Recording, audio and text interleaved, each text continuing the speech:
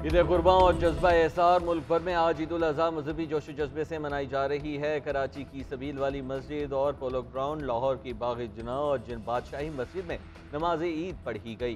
पेशावर में चारसदा रोड, फैसलाबाद की ईदगाह और इस्लामाबाद की फैसल मस्जिद समेत मुल्क के तमाम छोटे बड़े शहरों में ईद के छोटे बड़े इज्तिमात हुए। सिक्योरिटी के खुसूसी इंतजाम किए गए। नमाज ईद के इज्तिमात में मुल्क की सलामती, तरक्की, खुशहाली के लिए खुसूसी दुआएं मांगी गई। JNN की जानिब से आलम इस्लाम को ईद उल अज़हा मुबारक।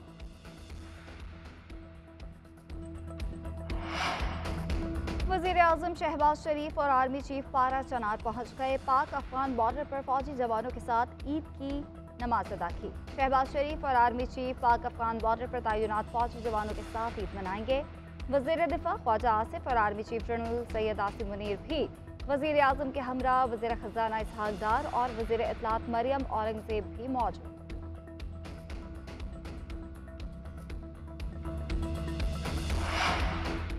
मुल्क भर में सुन्नत इब्राहिमी की अदायगी का सिलसिला जारी। छोटे बड़े शहरों में इनफरादी और इज्तिमाई तौर पर कुर्बानी का एहतमाम। UAE हिलाल अहमर में पाकिस्तानी भाइयों की खुशियों में शरीक। सिंध के मुख्तलिफ शहरों में 200 भेड़ों और 300 गायों की कुर्बानी की गई।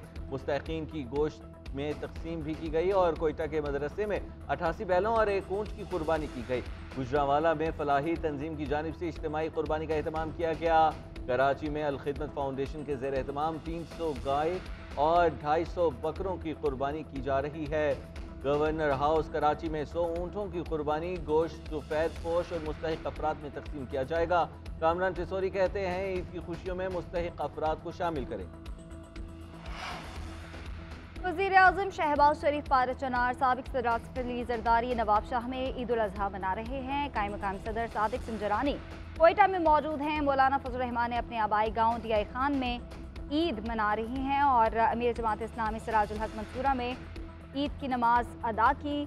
साबिक़ वज़ीर आज़म यूसुफ रज़ा गिलानी ने मुल्तान में नमाज ईद अदा की। गवर्नर सिंध ने कराची में नमाज पढ़ी। मुस्लिम लीग नून के नायब सदर हमजा शहबाज की जाती उम्रा आमद। कब्रिस्तान में हाजिरी, फूल चढ़ाए और फातिहा ख्वानी।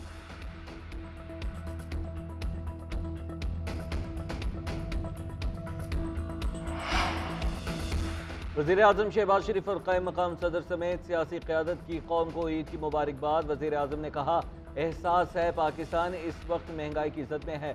हुकूमत अपनी तमाम तर तवानाइयाँ अवामी रिलीफ पर सर्फ कर रही है।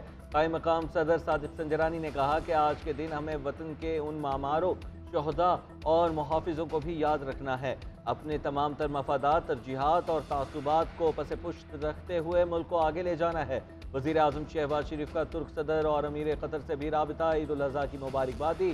साबिक़ सदर आसिफ अली ज़रदारी और बिलावल भुट्टो ज़रदारी की कौम को ईद की मुबारकबाद। वज़ीर ख़ारजा ने कहा, दुआ है आज का बाबरकत दिन दुनिया भर में अमन, भाईचारे और खुशहाली का वसीला साबित हो। अफवाज पाकिस्तान की जानिब से कौम को ईद उल अज़हा की मुबारकबाद। Chairman joint chief of staff committee और सर्विसेज चीफ ने अवाम को ईद की मुबारकबाद पेश की। ISPR का अपने पैगाम में कहना था कि ईद हमें अमन, इत्तेहाद, भाईचारे और इंसानियत के लिए बेलौस कुर्बानी का पैगाम देती है। और अमन माहौल में ये त्यौहार शहदा और गाजियों के मरहून मिन्नत है। आज का दिन शहदा की कुर्बानियों को याद रखने का दिन है। शहदा वतन हमेशा हमारे दिलों में जिंदा रहें।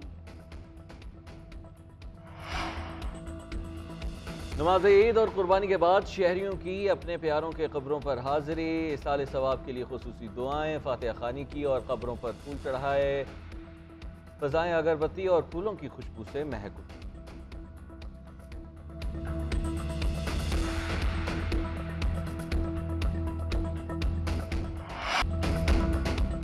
ईद के मौके पर कौम का वतन के लिए जान देने वालों को खिराज अकीदत। कैप्टन सलमान सरवर शहीद की वालिदा का कहना है कि जब भी कोई त्यौहार या ईद होती है लोग अफसोस के लिए आते हैं और हमारे साथ ईद मनाते हैं।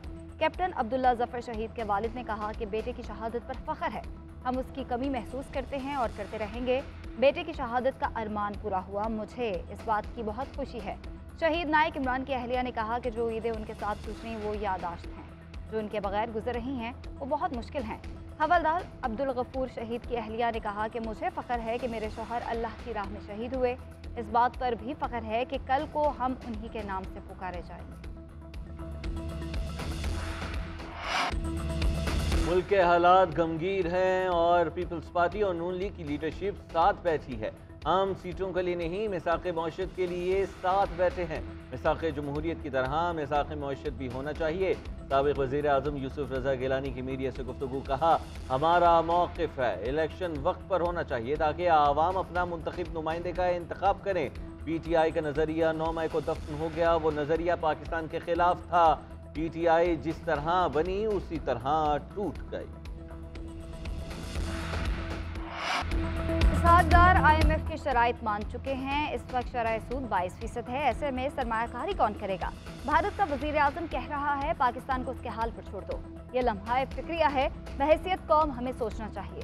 शाह महमूद कुरैशी कहते हैं मुआशी और सियासी इस्तेहकाम एक दूसरे से जुड़े हैं। शायद चंद दिन में IMF से मुआहिदा हो जाए। काश IMF की शराइत पहले मान ली जाती तो गुमगू की कैफियत ना होती। अपनी ज़ात से बालातर होकर मुल्क के मुफाद को अहमियत देनी चाहिए।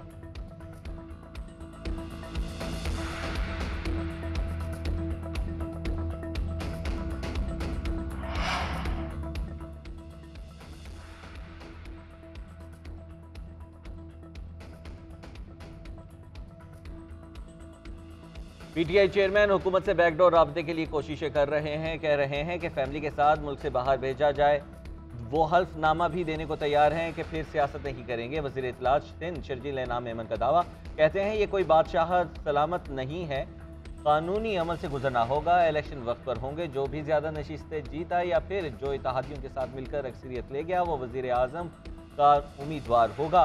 खुर्शीद शाह कहते हैं पीपल्स पार्टी में ऐसी कोई सोच नहीं कि किसी सियासी जमात पर पाबंदी हो। महंगाई की वजह से बच्चों को रोटी खिलाना मुश्किल हो गया। मुल्क में मुआशी और सियासी तबाही है। हुक्मरानों की बदअमालियों ने पाकिस्तान को मुश्किलात का शिकार बना दिया है। अमीर जमात इस्लामी सिराजुल हक ईद की नमाज की अदायगी के बाद मीडिया से गुफ्तगू बोले, क्या IMF से ही कर्जा लेना तरक्की का रास्ता है? कर्जे ले लेकर हमारी ये हालत हो गई है। हमें मुल्क में करप्शन का खात्मा करना चाहिए। हम मुल्क में VIP कल्चर का खात्मा चाहते हैं। पाकिस्तान का मसला ही यही है कि यहाँ पर 98% दौलत चंद लोगों के पास है। पाकिस्तान में अदल और इंसाफ का निज़ाम होना चाहिए।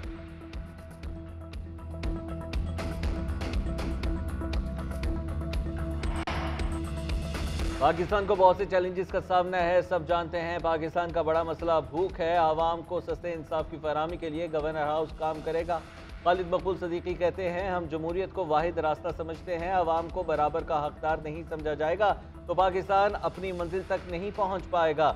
गवर्नर सिंध कामरान टिसोरी ने कहा है MQM की बात मान ली जाती तो कराची को आवामी मेयर मिल जाता। अब पीपल्स पार्टी के मेयर आ गए हैं, उन्हें कराची के आवाम की तकलीफें कम करनी चाहिए। सूबे में भी पीपल्स पार्टी की हुकूमत है, इसलिए अब काम ना करने का कोई उज़र नहीं चलेगा।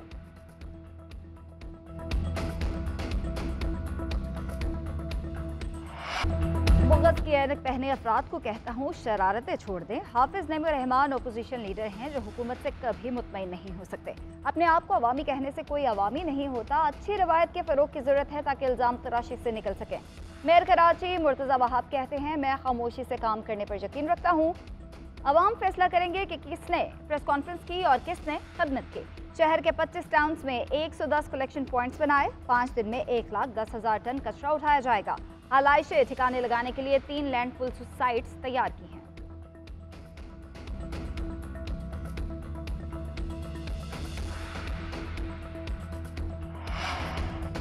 इस्लामाबाद और गिरदोनवाह में ज़लज़ले के झटके। रेक्टर स्केल पर ज़लज़ले की शिद्दत 5.2 रिकॉर्ड। ज़लज़ला पैमा मरकज़ के मुताबिक ज़लज़ले की गहराई 170 किलोमीटर और मरकज़ अफगानिस्तान ताजिकिस्तान बॉर्डर था।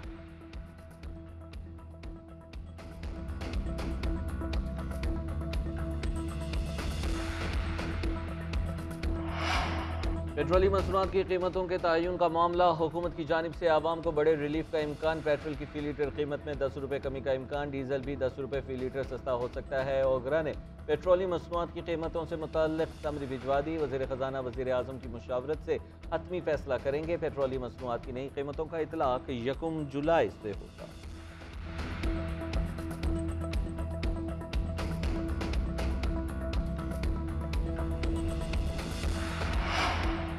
सऊदी शहर जद्दा में अमरीकी काउंसिल खाने के बाहर फायरिंग। गैर मुल्की मीडिया के मुताबिक असलहे से लेस कार सवार को काउंसिल खाने के बाहर रोका तो उसने फायरिंग शुरू कर दी। एक सिक्योरिटी एहलकार गोलियों की जद में आकर मारा गया।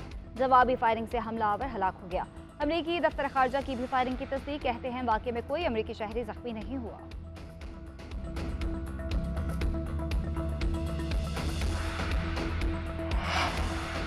कुरान पाक की बेहुरमती जुर्म है, ये मुसलमानों के लिए मुकद्दस है, दूसरों के लिए भी मुकद्दस होना चाहिए। कुरान मजीद की बेहुरमती को बाज़ मुल्कों में जुर्म नहीं समझा जाता, रूस में सजा दी जाती है। रूसी सदर की दागिस्तान में मस्जिद के दौरे के मौके पर गुफ्तगू, सदर पुतिन को तोहफे में कुरान पाक का नुस्खा दिया गया।